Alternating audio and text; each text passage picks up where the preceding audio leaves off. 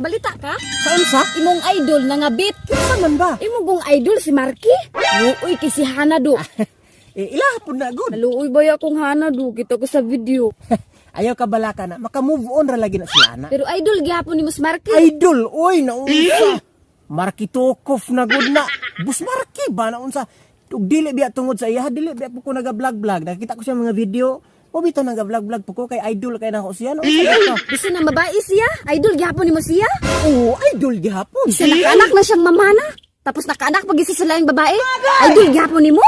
Idol gihapon, oy. Bus Marky Tokov na good na.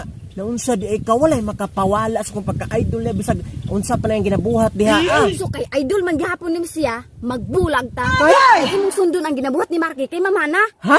Imo kung paangkan, tapos manggabit ka, imo gyapong paangkan, nabuang ka? Bus Marky, nadamay na po ko diri.